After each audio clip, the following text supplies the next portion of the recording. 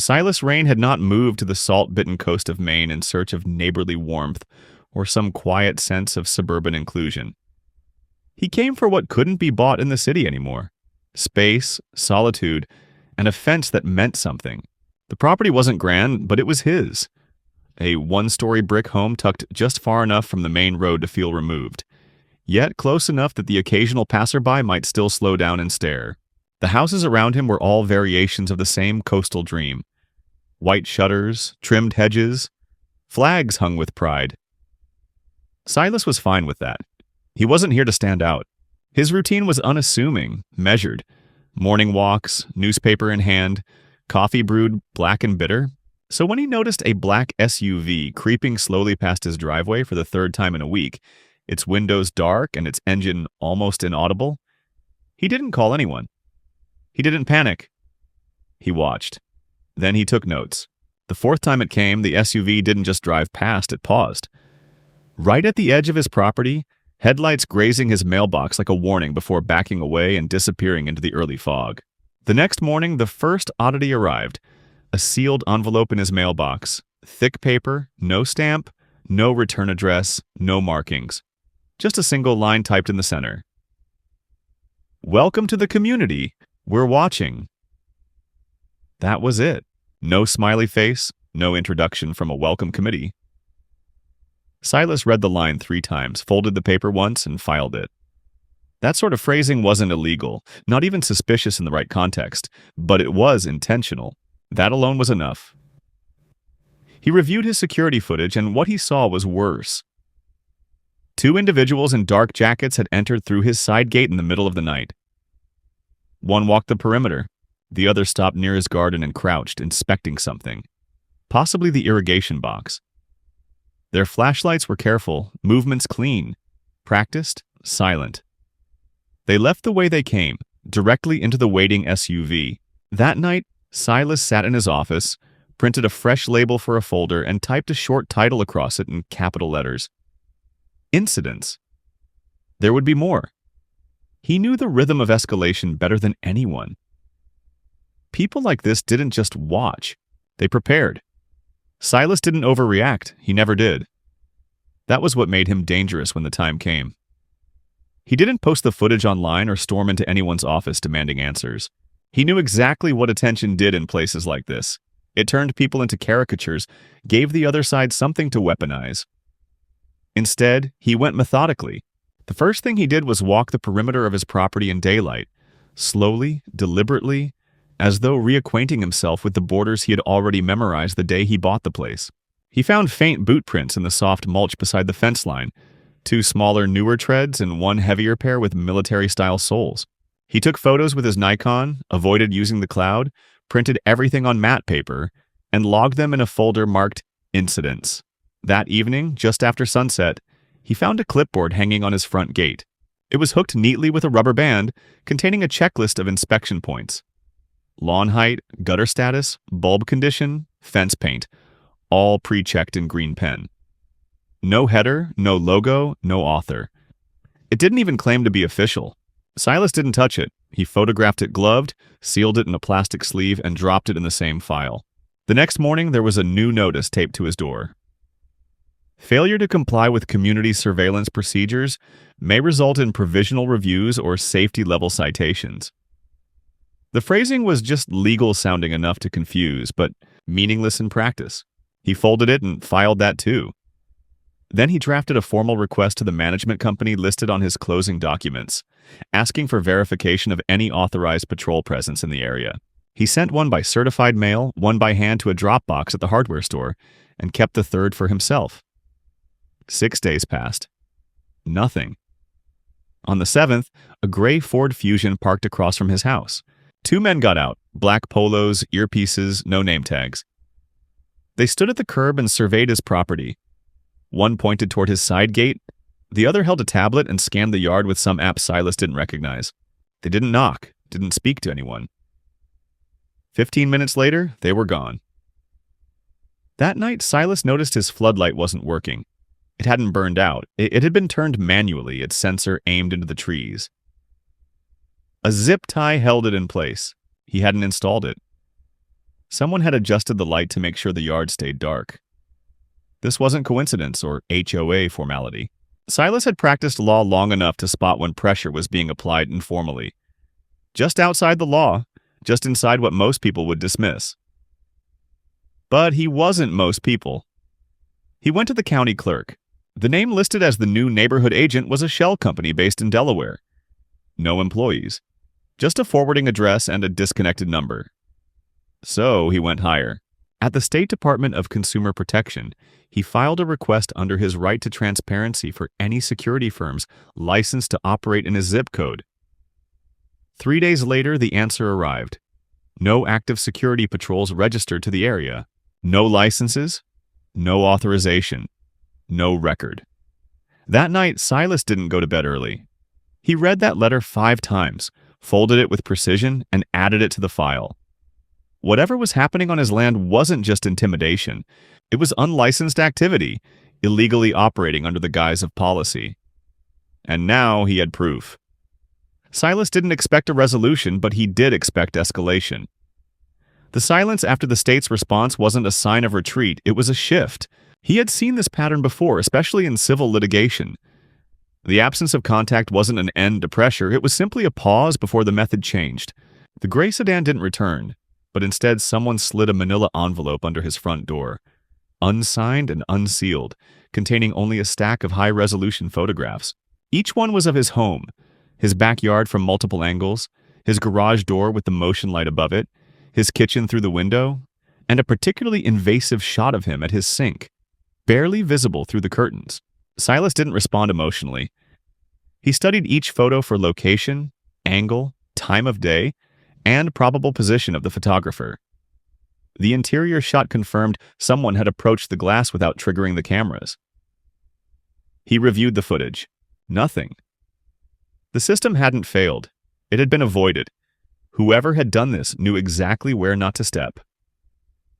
He didn't upgrade the cameras. He added entirely new ones, hidden, buried in rocks, attached to power lines, their feeds running to a private local drive, not the cloud.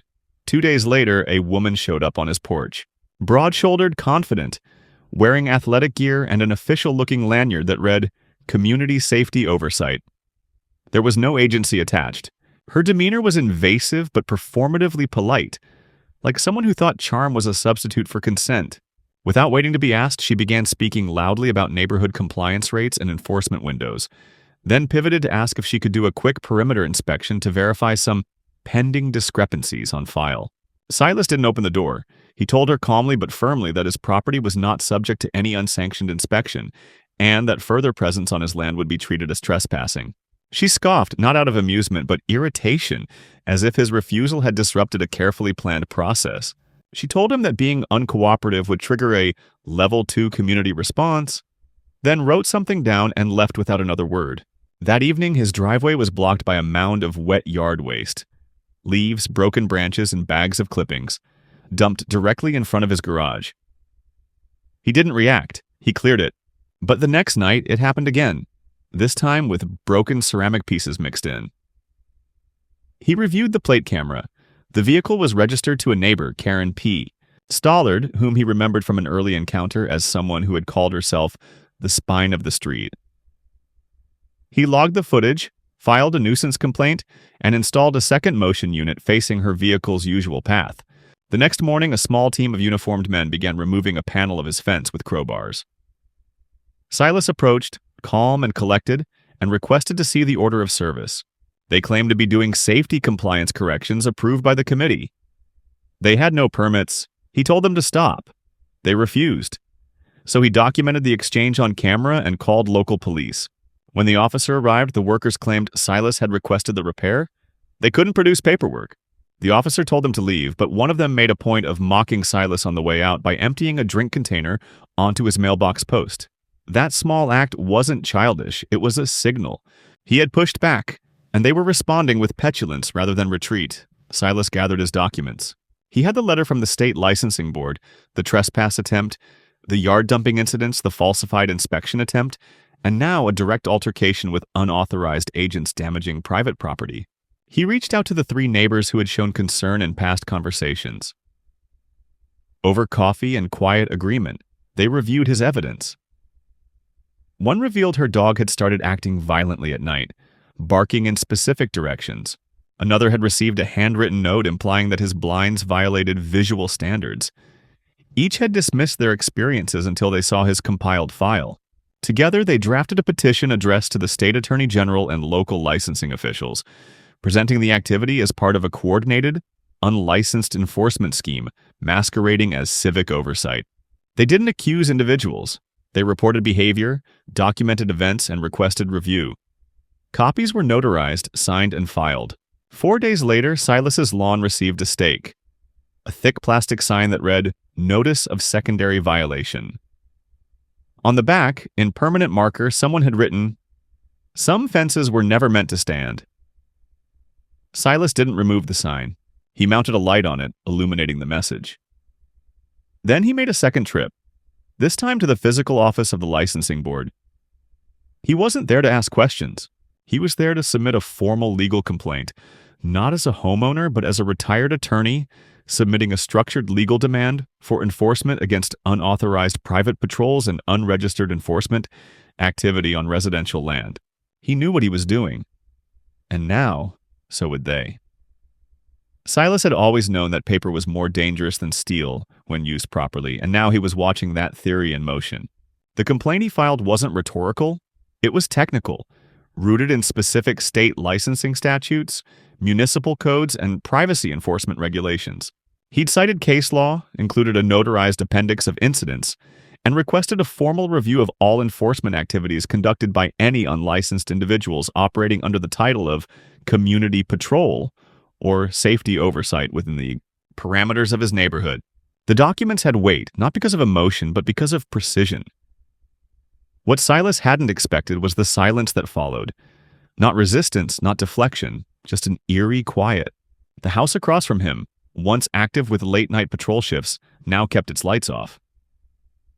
The woman who had claimed to be a safety coordinator was no longer walking the sidewalks. Karen's car remained parked for 3 straight days, unmoved. It felt like someone had pressed pause on a performance. The actors had scattered, waiting for direction. Then the letters started arriving, not to him, but to his neighbors. Photocopies of complaints, unsigned, suggesting that his petition had triggered a formal investigation into all homeowners who had irregular fencing, storage violations, or poor lighting visibility, effectively turning his name into a warning. One of his neighbors, a gentleman named Reed, received a sudden demand to remove a tree that had been standing on his lot since 1993, citing visibility obstruction. Another was told that her lawn irrigation might be in violation of water use compliance. The message was clear. Cooperation with Silas came with consequences. The threats weren't legal, they were bureaucratic. Slow, vague, and difficult to fight. But they weren't subtle. That's what made them valuable. Silas didn't keep this to himself. He brought the group back together and laid out the timeline. Each retaliatory notice had followed the petition by days. He compared handwriting samples on anonymous envelopes, tracked postmarks, and discovered that all of the mail had originated from the same postal district 2 towns over, not from any official agency. That was the thread that mattered. He submitted that evidence as an amendment to his original filing, then took a step he hadn't wanted to take. He reached out to a friend, a still practicing regulatory compliance attorney named Johanna, someone he trusted not because they were close, but because she didn't tolerate inefficiency or fear. She reviewed the entire file and told him point blank, "This isn't just intimidation. This is coordinated administrative harassment by an entity impersonating local authority." With her guidance, they escalated the complaint, redirecting it through an official licensing inquiry, requesting a temporary freeze on all patrol operations in the area until the review was completed. The request triggered mandatory legal notification procedures. That meant whoever was running the operation would now receive direct inquiry from the state about their licensing, operations, staff, and insurance. 3 days later, a hand-delivered letter was left in Silas's mailbox. Unsigned, no return address. "You have no idea what you've done." He photographed it, filed it, and replaced his mailbox with a steel lockbox. That night, a man was spotted walking along the property line with a flashlight, stopping at his irrigation panel and electrical meter. Silas didn't confront him. He let the camera roll and sent the footage to Johanna. In the days that followed, something shifted. A public meeting of the neighborhood association was announced, first in an email, then on paper flyers taped to mailboxes. The agenda was vague. Resident conduct, security policies, community stability. Silas knew exactly what it was. He didn't go alone. He walked in with his folder, Johanna beside him, and the 3 neighbors who had co-signed the complaint, seated in the second row. The room was half full. Familiar faces, mostly silent, a few glaring. At the front sat the so-called board, Karen among them, now wearing a lanyard that read, Security Oversight Chair. She smiled like the queen of delusion. The chair called for order and then opened with a statement. There had been concerns about the destabilization of neighborhood harmony due to hostile residents unwilling to follow safety procedures. Silas didn't interrupt. He waited. When given a chance to speak, he stepped forward, placed his folder on the table, and opened to the summary page. No anger, no accusations, just facts. He listed the legal statutes governing unlicensed patrol operations, the documentation proving the lack of credentials, and the direct language from the licensing board confirming no authority had been granted. Then he added one more thing. A request for public disclosure of the identity and credentials of every individual involved in enforcement activities conducted over the past 60 days. Silence followed. Karen's smile didn't falter, but her fingers began tapping against her clipboard. The chair stuttered. One resident in the back asked why, if everything was legal, the board hadn't already posted such information. Another asked why the patrols had vanished. Another asked why Karen's lanyard changed titles every meeting. What had started as a performance was now unraveling. The mask of authority was cracking. Johanna leaned in and delivered the final blow. A formal notice of pending litigation should any further unauthorized patrols, inspections, or citations occur on the properties of petitioning residents. At that moment, it became clear. This wasn't about neighborhood rules, it was about control.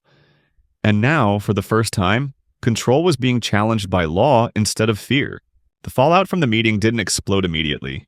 It festered quietly like something left to rot behind closed doors. For 2 days, the neighborhood settled into an unnatural calm, like a landscape between storms. The patrols didn't return, no new flyers appeared, and Karen's oversized SUV remained stationary in her driveway like a dead thing.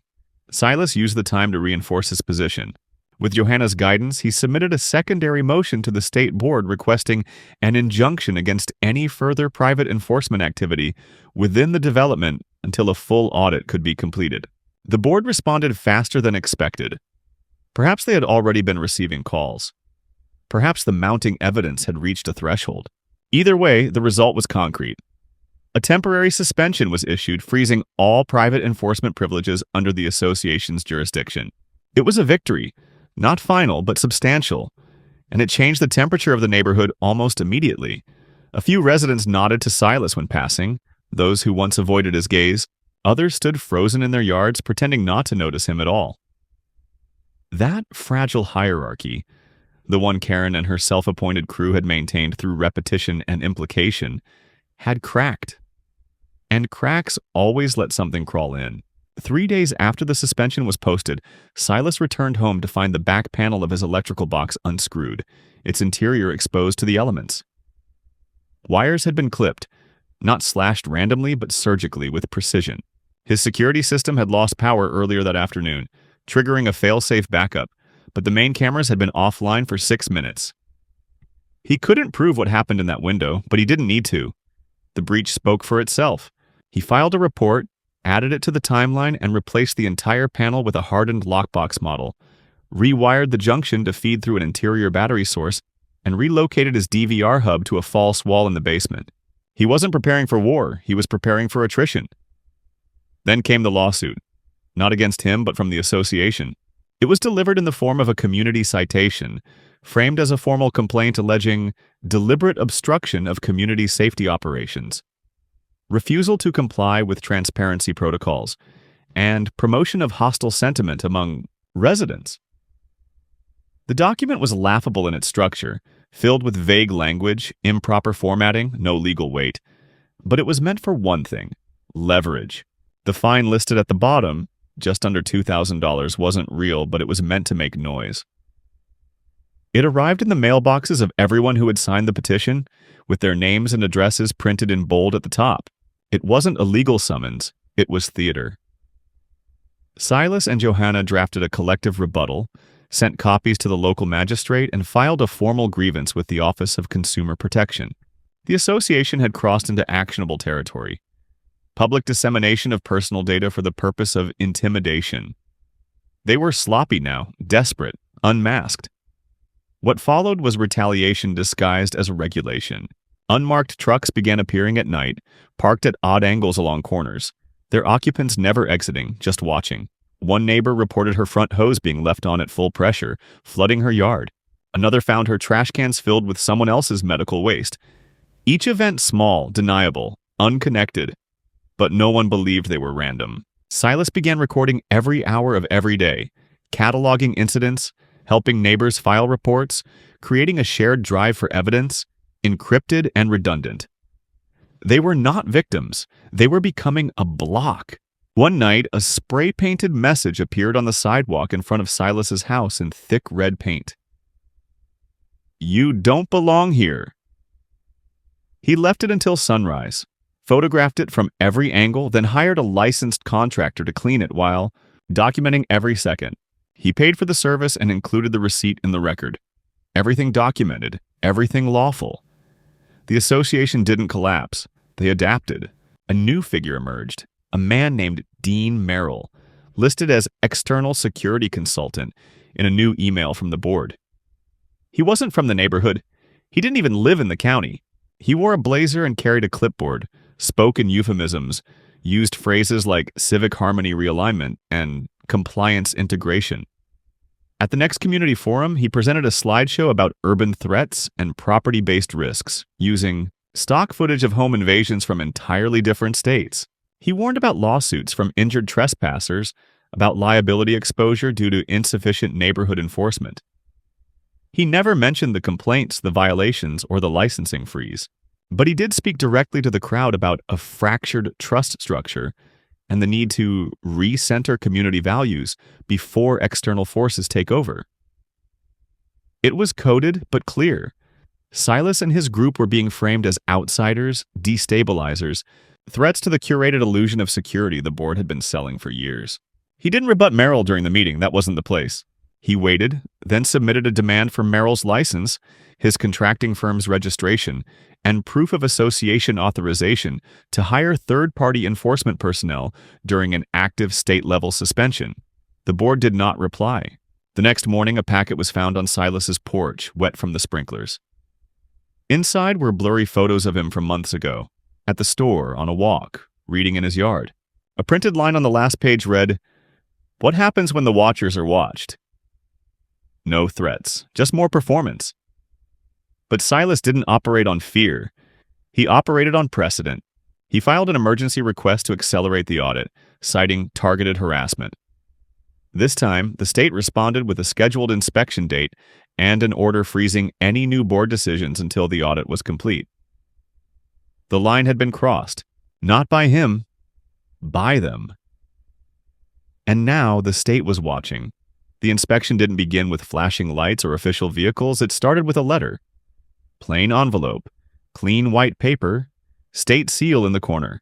Inside were the names of 2 compliance officers assigned to audit the association's operations, along with their credentials, a schedule of their intended presence on site, and instructions for board representatives to prepare access to all records, patrol rosters, service contracts, and internal correspondence related to enforcement activities for the past 12 months. The document was dry, clinical, but beneath the language was something rare: finality.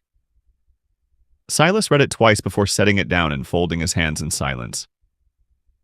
For the first time in weeks, there was no next move to make. The machine had turned its gaze.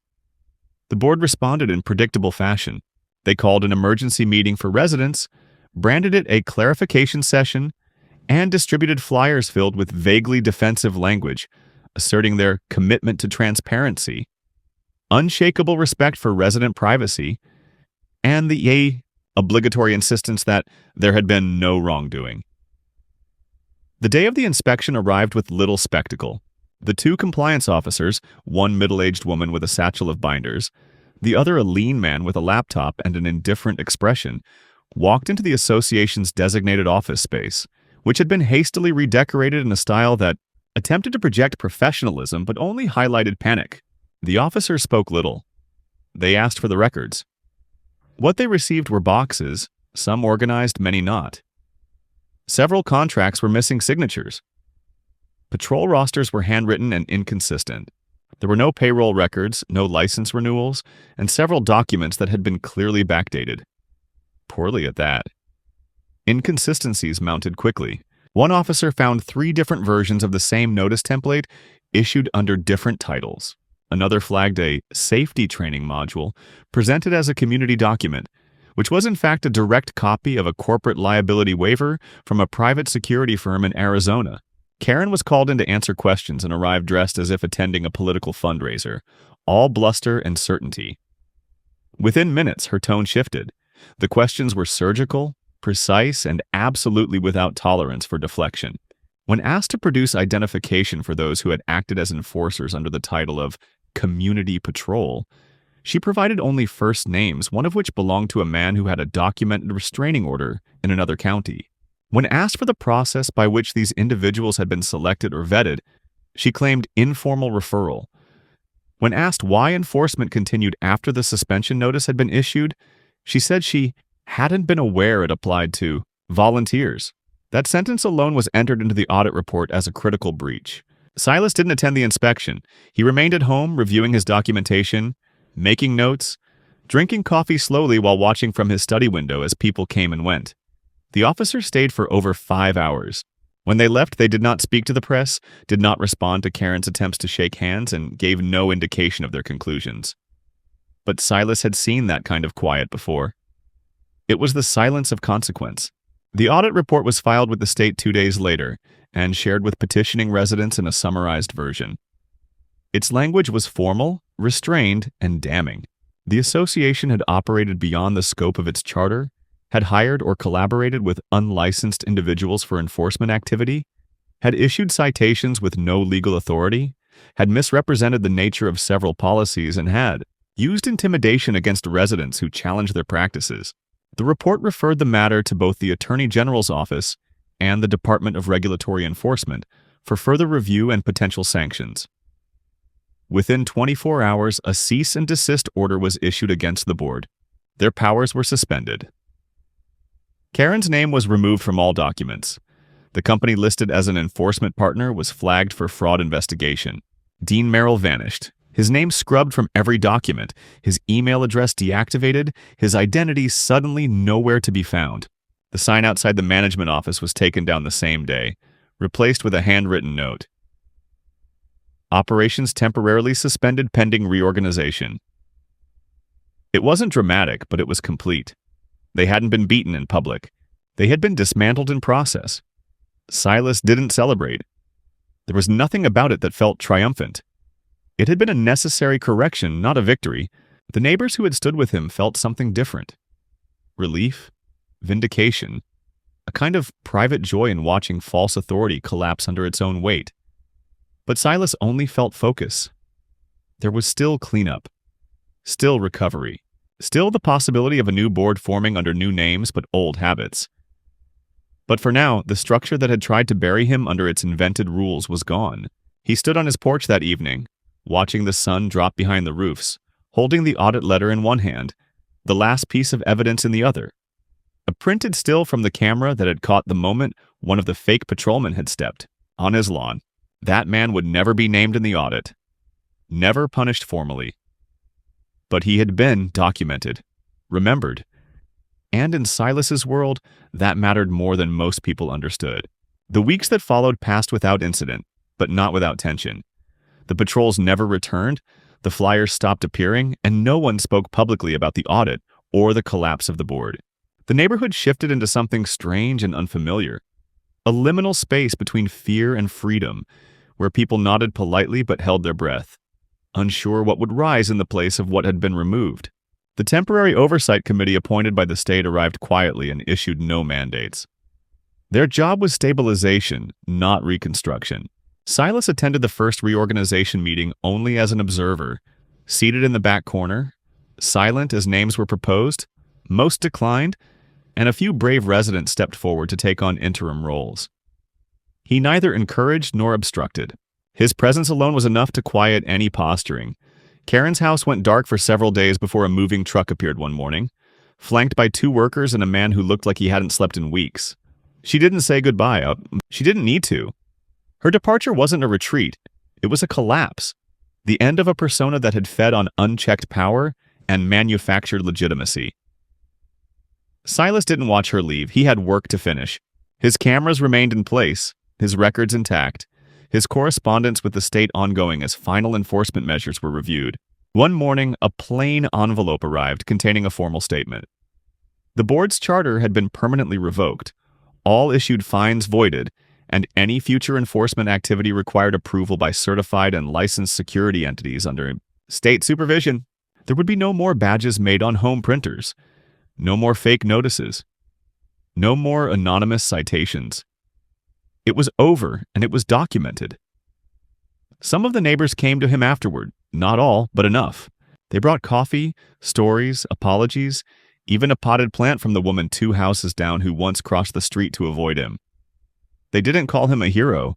They didn't need to. Their presence said it all. They had needed someone to push first, to refuse the silent pressure. Silas never wanted to lead anything, but in the void left behind, his actions had become an anchor. He returned to his routines, walked the perimeter of his yard less frequently, read more and checked his cameras less often. Not because he expected peace to last, but because now, if the pattern ever returned, it would meet someone who already knew how to dismantle it. In the end, the neighborhood didn't become perfect. It didn't become a community in the warm, suburban sense. But it became still. And in that stillness, there was a quiet understanding that the illusion of authority had limits.